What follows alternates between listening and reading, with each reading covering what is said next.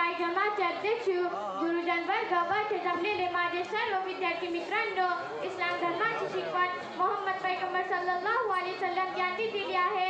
अल्लाह एक आहे, तो सर्व सृष्टीचा निर्माता आहे. अल्लाह एकच आहे, त्याच्यासारखा दुसरा कोणीच नाही व मोहम्मद पैगंबर सल्लल्लाहु अलैहि वसल्लम हे शेवटचे रसूल आहे. मित्रांनो, आमच्या मदरसा फातिमा झहरा लिल बनात हिंदुत्वादामध्ये इस्लाम धर्मानं व राष्ट्रप्रेमावर दिलेली शिकवण व राष्ट्रीय एकात्मता, विश्वशांती, मानवता इत्यादी बाबींवर आमचे मार्गदर्शन केले आहे.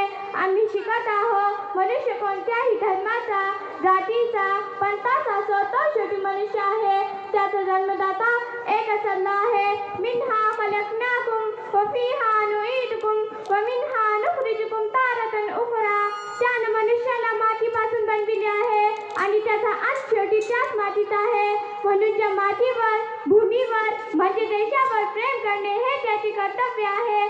त्याने या देशावर प्रेम करावे, एक नव्हे तर प्रत्येक मानवजातीवर प्रेम करावे व त्या धर्माचा आदर करावा.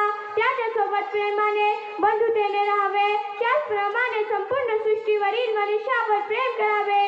विश्वशांतीला प्रोत्साहन, सर्वांना शांतीचा, बंधुतेचा, मानवतेचा, समानतेचा संदेश द्यावा.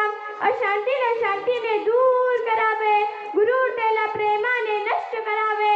ही शिकवण इस्लाम धर्माने दिली आहे. म्हणून मित्रांनो, आपण एकदा तर इस्लाम धर्माचा अभ्यास केला तर एक दिवस येईल की मोहम्मद पैगंबर सल्लल्लाहु अलैहि वसल्लम यांच्या प्रत्येक शिकवणीतून राष्ट्रीयता, बंधुता, मानवता यासारख्या बाबी असल्यास अन्याचा परिचय इस्लाम धर्माने दिला आहे.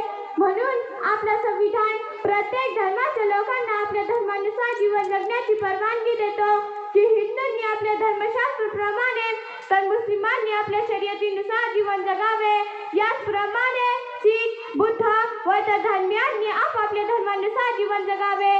मित्रांनो, आज या स्वतंत्रावर गदा पडत आहे. काही धर्मदेशी लोक अल्पसंख्याकांवर अन्याय व अत्याचार करीत आहे. खरं पाहिले तर त्यांना आपलं संविधान पटत नाही. यापासून आपल्या संविधानाला धोका आहे.